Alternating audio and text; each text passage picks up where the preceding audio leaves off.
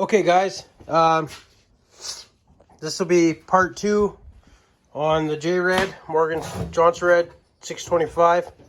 I did do the porting. I'm not going to do any of it on camera. You guys have seen enough of that. I cleaned all the castings. See how nice and smooth those windows are now. Cleaned the top of the piston.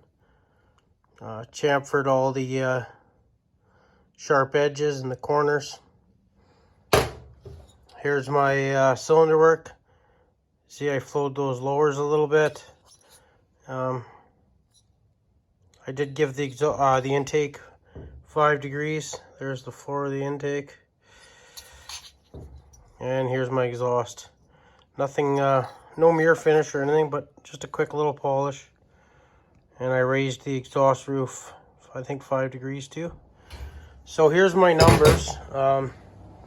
This is what we started with, 109, 125, and 70, and finished out at 104, 125, and 75. So 21 degrees blowdown, 20, 21, somewhere in there, 25 squish. I didn't do any machine work, and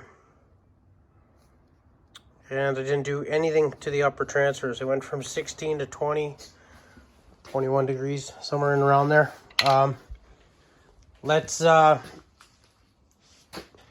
gonna blow this out and brake clean it once more, and let's put this thing together. Stay tuned. Okay, I have the top end all assembled. My carb set up. I have to find a different choke lever. The bend. Ouch! Got my fingers stuck in there. You know what they say about your fingers, eh? Don't put them anywhere you wouldn't put your dink. Anyhow, the bend on this here needs to be straightened. Either I gotta heat this up and try to straighten it out, or I gotta find a Husky one. Because that one doesn't work on that carb. But everything else works. Throttle's all set up. See my fuel line, what I was telling you about? See the cracks in it? They're not right through, but they're going to be any minute. So, I'm just going to leave it the way it is right now, because I want to be able to run the saw and start it. And I have to get on the computer tonight and order a new one of those ASAP. Oh, this is the coil I was telling you about. I'd like to get an OEM coil, but that's what I'm stuck with right now. Somebody put a cheap Amazon. Yeah, that's got to be a cheap Amazon coil. Anyway, so I'm going to be looking for an OEM one of them. I probably won't find one. And if I do find one by the time Morgan gets back, it won't be here, because shipping to Canada always takes forever. So what I'll do is I'll send him with the saw.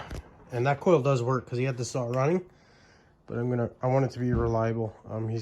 I think he's giving the saw to his son, or it's already his son's. So I want it to be reliable, and I've had no luck with Chinese coils. So I will find him an OEM coil for it, and I'll send it out to him. Either that, or I'll get a hold of Donnie Walker and see if he has one there, or can get me one, and then Morgan can just pick it up. So, okay guys, I'm not going to film putting the rest of it together. I'm just going to do what I've been doing, whereas I do a little bit, and then I grab the phone and do a little bit of recording.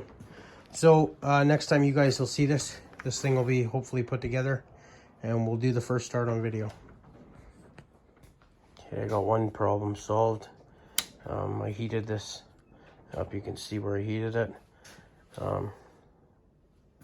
And bent it back the other way. So now the choke functions just as if it should.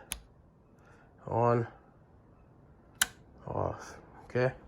So that's the carburetor and everything checked off the list, minus this fuel line. Let's put the rest of the saw together. Okay guys, I'm gonna call it quits for tonight. Not that I want to, but everything's closed and I need some parts. I need one of these starter pawl springs. That one's broken. And so I can't go any further with this ignition side here. As far as the PTO side, I guess I can put that together. Yeah, that's what I'm going to do. I'll put that PTO side together. I also have to go get some gasket material for this pipe. Okay, so I'll put this little video together. I'll end it right here where you guys see this. And part 3 will be final assembly and first start. Okay, so that'll be tomorrow, guys. So stay tuned for that. And it won't be long and we'll have this thing running. Thanks for watching. As always, we'll see you on the next one. Cheers.